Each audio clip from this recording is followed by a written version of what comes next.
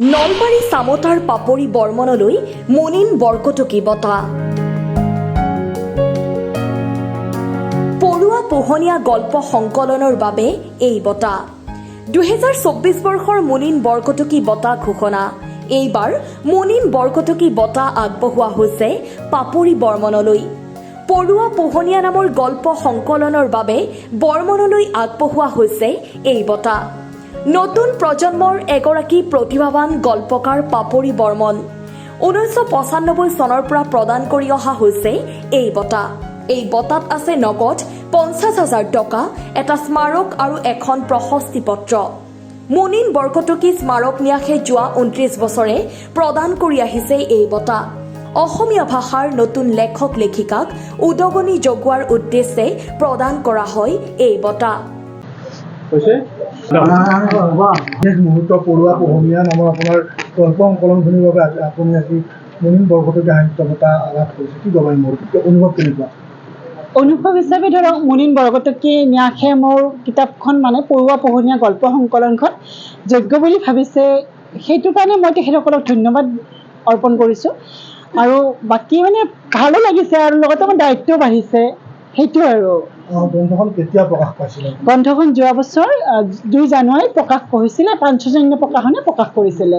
কিমানটা গল্প সংকলন, কিমানটা গল্প? 11টা গল্প আছে গল্প সংকলনখনত। 21 চনৰ পৰা মই যিখিনি গল্প লিখিছোঁ 23 জুলাইলৈ সেইখিনি গল্প আছে। আপোনাৰ এই যিটো আচলতে বঁটা প্ৰাপ্তি, আপোনাৰ এই কৃতিত্বটো আপুনি কাক দিব? কৃতিত্বটো আচলতে ধৰক বহুত ক্ষেত্ৰত বহুতো দিশ আহে। যেনেকৈ ধৰক মই যদি ঘৰত এটা পৰিৱেশ নাপালোঁ হয়, যে মই কিতাপখিনিৰ লগত জড়িত, আমি ধৰক মধ্যবিত্ত মানুহৰ কি হয়, ল'ৰা ছোৱালীক দূৰলৈ ফুৰাব নিবলৈ দিগদাৰ হয়, তেতিয়া কিতাপ এখনকে মাক দেউতাকে দি দিয়ে ন। সেই মানে আমি সেইটো পাইছিলোঁ। ধৰক মোৰ পিতা, মোৰ ডাঙৰ খুৰা বা মানে আমাৰ খুৰাহঁতে ঘৰত খুব কিতাপ পঢ়িছিলে। আৰু তেখেতসকলে খুব দৰিদ্ৰ মানে কৃষক পৰিয়ালৰ পৰা ডাঙৰ হৈ নিজক এষ্টাব্লিছ কৰিবলৈ তেখেতসকলে যিখিনি কৰিছিলে, তাৰ কাৰণে মানে তেখেতসকলে দেখিছিলোঁ যে কিতাপ পঢ়ি তেখেতসকলে মানে ভাল ভাল কিতাপবিলাক সংগ্ৰহত থাকে। তেনেকৈ মই কিতাপ পঢ়িবলৈ লোৱা আৰু সৰুৰ পৰা পঢ়িছোঁ। মই প্ৰায় ক্লাছ 3 মানৰ পৰা মই মানে পঢ়ি ভাল পাওঁ। আৰু মানে লোকজীৱনৰ লগত ধৰক যদিও মোৰ বেকগ্ৰাউণ্ডটো চায়েন্সৰ হয়, কিন্তু মই লোকজীৱনৰ লগত জড়িত কেনেকুৱা ধৰক কিবা জ্যোতিপ্ৰসাদৰ কিবা পাতিলে, বিষ্ণু ৰাভাৰ কিবা পাতিলে মানে মা দেউতাহঁতে লৈ যাব ভাল পায়, মানে দেখাই দিয়ে চোৱা এয়া জ্যোতিপ্ৰসাদ দেশৰ মানে আমাৰ জাতিৰ কাৰণে কৰিছে, কিবা এটা ভাল লাগে। আৰু তাৰপিছত যেতিয়া ডাঙৰ হৈ আহিলোঁ, ধৰক কিতাপবিলাক পঢ়িলে এটা বুজা হ'লোঁ ন, যে মানে এইখিনি কিতাপে আমাৰ মানুহখিনিক আনিছে।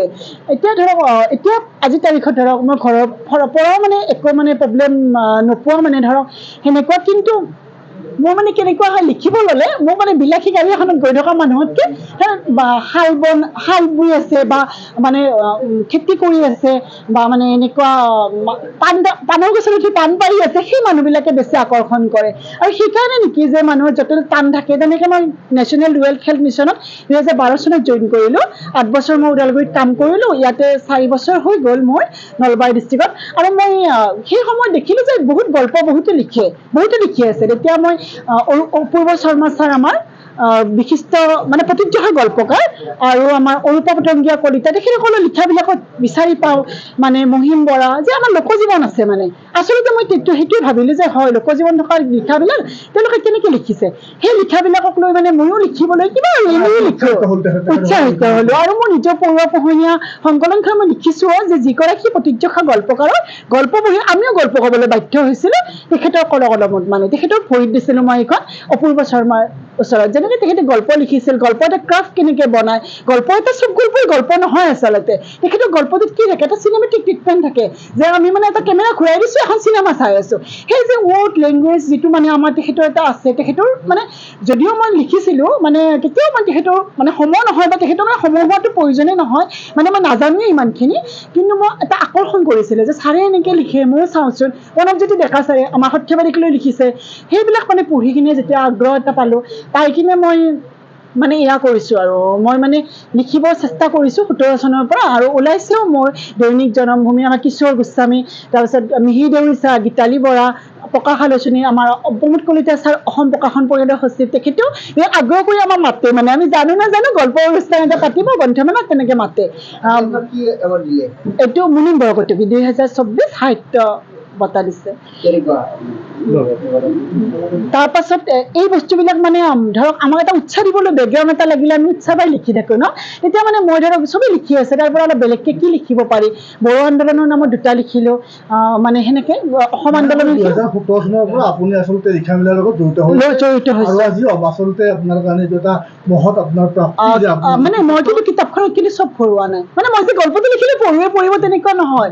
গল্পটো মানে প্ৰথমতে চাই ল'ব লাগিব মানে হৈছে নে নাই। আমাৰ অসমীয়া ভাষাটো যিহেতু এটা ইমান এটা মানে হেৰি ভাষা ন, আপোনালোকে চবেই গম পায় মানে কিমান এটা, তেতিয়া মই এটা অনুভৱ কৰোঁ যে নলবাৰী ডিষ্ট্ৰিক্টখনক লৈ গল্প কিয় নিলিখে কোনো। আমিতো কিতাপৰ সাহিত্যৰ কলম নদীক বিচাৰি পাওঁ, ময়ো লিখিম, মানে ময়ো আমাৰ পাগলাৰীয়া বুঢ়াৰীয়া কথা লিখিম।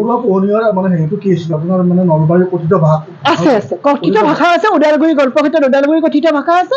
মৰক গল্প যিটো মই হীৰা মানুহ কুমাৰ মানুহ কথা, মৰক গল্পটো প্ৰকাশ কৰিছিলে যোৱাবাৰ, সেইটোত আছে মানে আমাৰ নলবাৰী কথিত ভাষাটো আছে, লিলিৰ দিনত কথিত ভাষা আছে, আৰু মানে জীয়া তৰা আৰু আমাৰ কাঠৰ বাকত এইবিলাকত ওদালগুৰি লেংগুৱেজটো আছে, ওদালগুৰি ভাষাটো। ইয়াত কি পদত কৰ্মৰত হৈছে? মই ডিষ্ট্ৰিক্ট ডাটা মেনেজাৰ নলবাৰী ডিষ্ট্ৰিক্টৰ NIHMত। আপোনাৰ মানে স্বামী ন? Bureau report, Asom time. ঘৰত আনন্দ আৰু সম্পৰ্কৰ চমক বজাই ৰাখিবলৈ জৰুৰী হৈছে সকলো আনন্দময় মুহূৰ্তত মৰমৰ উপহাৰ দিয়াটো।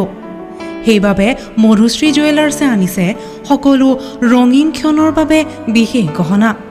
হীৰাৰে হওক, সোণৰে হওক বা ৰূপৰে হওক, শ্ৰেষ্ঠ ডিজাইনছ আৰু হলমাৰ্কযুক্ত গহনাই ৰাখে সম্পৰ্কক নিখুঁত। তেনেহ'লে আজিয়ে আনক আনন্দ মধুশ্ৰী জুৱেলাৰ্ছৰ সৈতে। যোগাযোগ কৰক 7028000341 নাইবা ভিজিট কৰক LNB ৰোড, নলবাৰী, অসম।